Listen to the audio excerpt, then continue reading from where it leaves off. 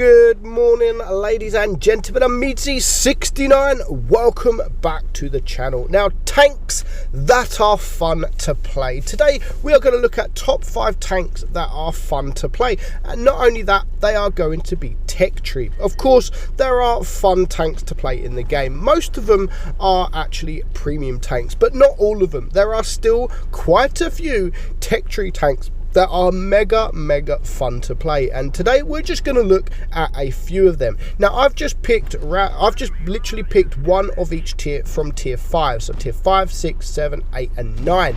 We haven't gone tier 10 because most tier 10s are actually fun to play depending on the matchmaking. So first up, a really mega fun tank to play, and that is the T1 Heavy.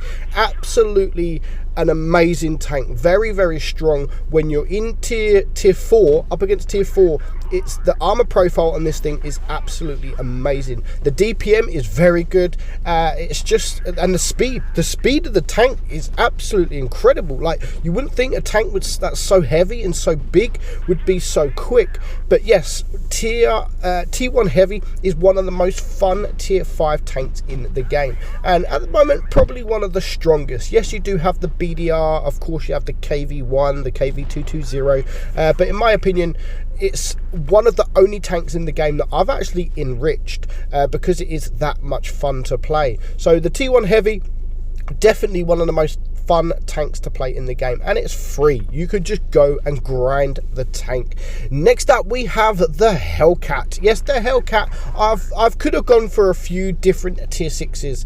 The VK3601, absolutely mega fun tank to play with the armor profile. The ERL, again a great tank, but I've actually gone for the Hellcat because of the DPM, the speed of this thing. It is a tank destroyer, but you don't really play it like a tank destroyer because it's just amazing. It literally has no armor whatsoever, but if you play it like a medium tank with your medium tanks sort of supporting them behind them, your DPM is so good. Wargaming buffed it not long ago, and it's just like, we don't even know why they buffed it. Absolutely incredible tank to play. Every good name is Taken's favorite tank in the game. He made me play it, and because he made me play it, I ended up really liking the tank, and it really is a fun tank to play.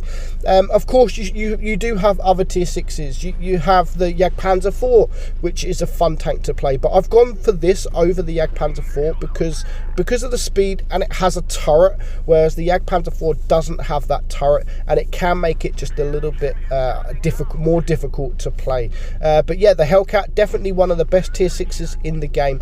Penetration good, the DPM is fantastic, and of course the speed is insane. So that is why I have gone for this tank in tier 6. Moving along to tier 7, I've gone for the Tiger 1. Now again, there's a few other tanks. You could have the Tiger P, you could have the Black Prince, but I've gone for this over the rest because yes, the Black Prince is kind of overpowered.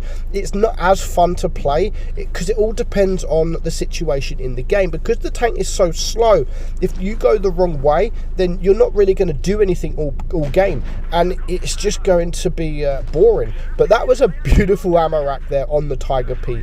That is the only downfall about this tank is the armor profile and your crew. You're always getting module damage or crew damage or set on fire, but you know, you take the pluses and the minuses. The pluses is it has a great gun, great DPM. It does have good armor profile when you're up against tier 6 and even some tier 7 since Wargaming buffed it. But of course, when you come up against these tier 8s, then they will penetrate you quite easily. Has great DPM, and it is a really quick tank. It's always been a quick tank, which is why some people used to prefer this over the Tiger P. I always liked the Tiger P, but people sort of preferred the Tiger 1 because of that speed. Absolutely incredible. And when Wargaming buffed the armor profile, it really did make that armor troll. So that is why I've gone for my tier 7. Now there are a few other heavies. The T29 is mega fun to play, but for me it is a little bit too slow, which is why I've just chosen the Tiger 1.